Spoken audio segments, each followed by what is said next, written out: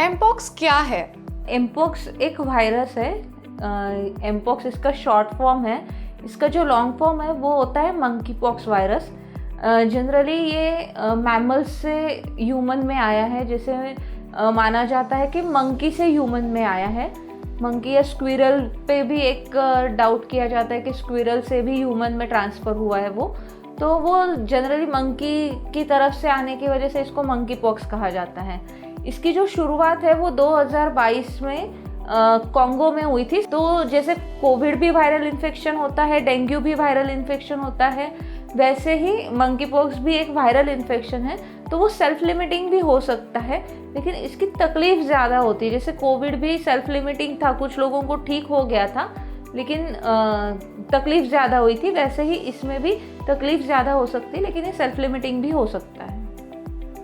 Mpox कितना खतरनाक है? एमपॉक्स कोविड के कंपैरिजन में, डेथ रेट के कंपैरिजन में उतना खतरनाक नहीं है।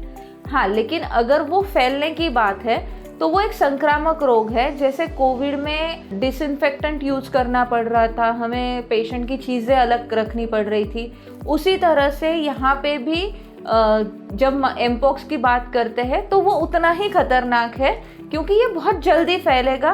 पेशेंट के कांटेक्ट में आने से फैलेगा, उनके हाथ को टच करने से फैल सकता है। तो उन चीज़ों का हमें ध्यान रखना पड़ेगा, उस हिसाब से वो खतरनाक है। साउथ अफ्रीका में अभी तक मे बी 50 डेथ्स रिकॉर्ड हुई है, और बाकी विश्व में कहीं पे भी डेथ रिकॉर्ड नहीं हुई है। तो उस हिसाब से डेथ रेट्स के हिसाब से सोचा जाए तो वो उतना खतरनाक नहीं है, लेकिन संक्रमण के हिसाब से सोचा जाए तो वो उतना ही खतरनाक है। एमपॉक्स के लक्षण क्या हैं? एमपॉक्स के लक्षणों में मुख्य लक्षण जो है वो है स्किन में रैशेस आना, बड़े बड़े ब्लिस्टर्स होते हैं जिसमें से सिक्रेशंस भी हो सकते हैं। ये जो ब्लिस्टर्स है या पॉपअप्स आते हैं, ये होते हैं हाथ पर, पैरों पर, पीठ पे, चेस्ट पे भी हो सकते हैं, फेस पे होते हैं, या फिर मुंह के अंदर भी हो सकते हैं। ये फूटते हैं और स्किन को डैमेज करते हैं। इनके साथ में हेडेक हो सकता है, फीवर हो सकता है, फीवर कुछ ज़्यादा भी हो सकता है। ये सारे एमपॉक्स के लक्षण हैं। एमपॉक्स संक्रमण कैसे फैलता है? एमपॉक्स एक संक्रमणजन्य रोग है।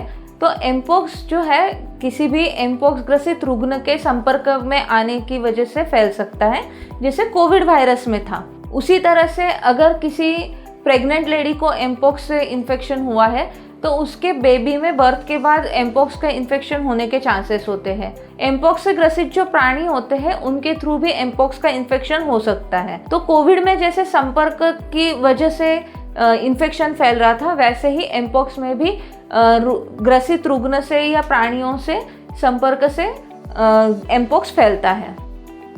एमपॉक्स ठीक होने के बाद क्या कॉम्प्लिकेशंस होते हैं? एमपॉक्स के जो कॉम्प्लिकेशंस है उसमें एक न्यूमोनिया है। सबसे ज़्यादा डैमेज स्किन होती है, क्योंकि स्किन में जो ब्लिस्टर्स होते हैं वो फूट जाते हैं और उसके सिक्रेशन से वो बढ़ते जाते हैं। उसके बाद में डायरिया और वॉमिटिंग हो सकती है। कॉर्नियल इन्फेक्शन हो सकता है, मतलब आँखों में प्रॉब्लम हो सकती है, जिसकी वजह से आपकी दृष्टिहीनता भी हो सकती है, आपका लॉस ऑफ विजन हो सकता है। उसके बाद में गले में अगर मुंह के अंदर ब्लिस्टर्स है, उसका इन्फेक्शन हुआ है, तो उसकी वजह से निगलने में दिक्कत होती है। साथ में ब्लड तक अगर इन्फेक्शन चला जाए तो सेप्सिस होने के भी चांसेस हो सकते हैं। तो ये सारे एमपॉक्स के कॉम्प्लिकेशंस हैं। एमपॉक्स के रोगी को क्या नहीं करना चाहिए? एमपॉक्स के पेशेंट्स में जो ब्लिस्टर्स निकलते हैं स्किन पर, उससे स्किन बहुत ज़्यादा डैमेज होती है, उसमें ईचिंग भी हो सकती है। तो उसको फोड़ना नहीं है, ईचिंग नहीं करना है। उसमें सिक्रेशन निकलते हैं फूटने के बाद, वो सिक्रेशन आपके स्किन पे कहीं पे भी टच होगा तो वापस वहाँ पर नया ब्लिस्टर बनेगा, और वो इन्फेक्शन जो है वो आपके पूरी बॉडी पे स्प्रेड हो सकता है। तो इसके लिए ये ब्लिस्टर्स फोड़ने नहीं है, स्क्रैच नहीं करना है, और साथ में आपको शेव भी नहीं करना है। जो भी शेविंग करते हैं तो उसकी वजह से भी ये ब्लिस्टर्स फूट के फैलने का संभावना होती है।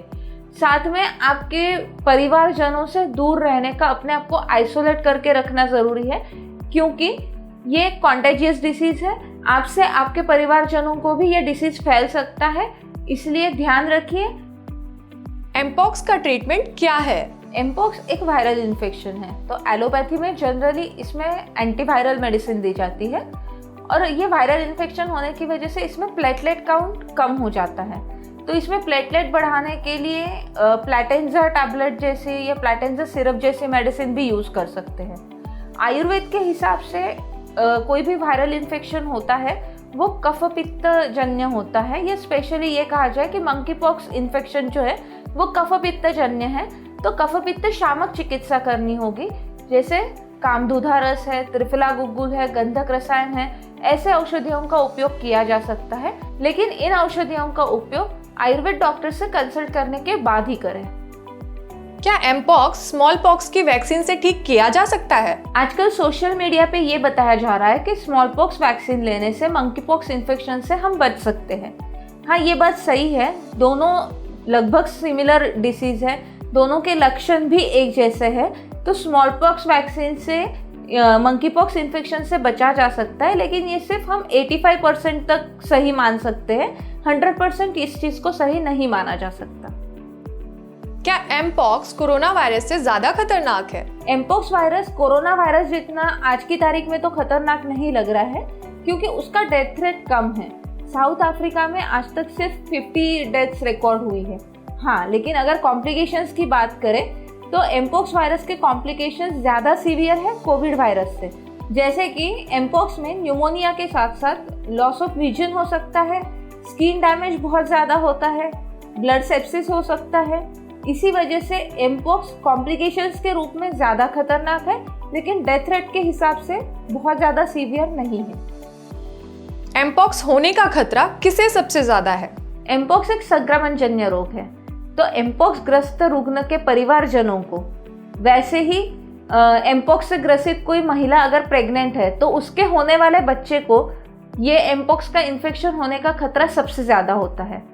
साथ ही में बड़ों और बच्चों में एज सच कुछ डिफरेंस नहीं है, लेकिन फिर भी बच्चे संक्रमण से दूर ज़्यादा नहीं रह सकते, क्योंकि वो खेलते हैं, उनको समझाने पे भी नहीं समझते, तो बच्चों को ज़्यादा खतरा हो सकता है।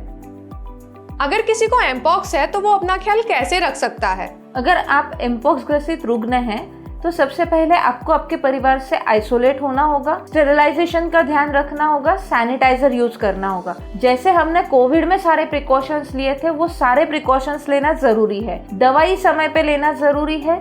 अगर फीवर आपको आ रहा है तो फीवर का दवाई लेना जरूरी है, उन चीज़ों का ध्यान रखना जरूरी है। आपका जो डाइट है वो लाइट होना चाहिए, लघु आहार लेना चाहिए, जिससे आपका डाइजेशन इजीली हो जाए और आपको बॉडी के लिए रेस्ट मिले, आपके डाइजेशन सिस्टम पे बहुत ज़्यादा तनाव नहीं हो। साथ में अगर आपके मुंह में ब्लिस्टर्स है तो आपको नमक के पानी से गार्गल्स करना ज़रूरी है, जिससे आपका इन्फेक्शन अंदर फैलेगा नहीं। तो ये सारे प्रिकॉशंस के साथ आप एमपॉक्स से लड़ सकते हैं और ठीक भी हो सकते हैं। किसी को एमपॉक्स के संक्रमण से बचना हो तो वो कैसे बच सकता है? एमपॉक्स एक संक्रमणजन्य रोग है, इसीलिए एमपॉक्स से ग्रसित रुग्ण अगर आपके घर में है तो उनको आइसोलेट करना होगा। जैसे कोविड में हमने सोशल डिस्टेंसिंग रखा था, वही सेम चीज़ें हमें यहाँ पे फॉलो करनी है, जिसमें आपको स्टेरिलाइजेशन का भी ध्यान रखना है, सैनिटाइज़र यूज़ करना है। जो पेशेंट है उसके सारी चीज़ें अलग से रखनी है, वो सैनिटाइज करके यूज़ करनी है। अगर आपके घर में एमपॉक्स ग्रसित रुग्ण है तो आपको भी वैक्सीन लेने की ज़रूरत है और स्टेरिलाइजेशन का ध्यान रखने की ज़रूरत है। एमपॉक्स पेशेंट को क्या खाना चाहिए? एमपॉक्स से ग्रसित रुग्ण को हमेशा लघु आहार लेना ज़रूरी है, जिससे पचन अच्छा होगा। जैसे कि मूंग की दाल है, मूंग के दाल की खिचड़ी है, अलग अलग सूप है, वेजिटेबल के सूप है, ये सब एमपॉक्स ग्रसित रुग्ण ले सकता है, जिससे उनके डाइजेस्टिव सिस्टम पे स्ट्रेस भी ना हो और उनको एक पोषण भी मिलता रहे, ताकत भी मिलती रहे। एमपॉक्स संक्रमित व्यक्ति को क्या नहीं खाना चाहिए? एमपॉक्स ग्रसित रुग्णों को हमेशा जो हेवी फूड होता है, जैसे ऑयली स्पाइसी फूड है या फिर जंक फूड है जिसमें मैदा का ज़्यादा यूज किया गया हो, या बेकरी प्रोडक्ट्स है, ये सारी चीज़ें नहीं लेनी चाहिए, क्योंकि इन सारी चीज़ों से उनके डाइजेस्टिव सिस्टम पे स्ट्रेस फील होगा। उनको जो रेस्ट मिलनी चाहिए बॉडी को, वो नहीं मिल पाएगी और इन्फेक्शन स्प्रेड होने के भी चांसेस हो सकते हैं, फीवर भी बढ़ सकता है। तो आपको इन सारी चीज़ों को अवॉइड करना ज़रूरी है।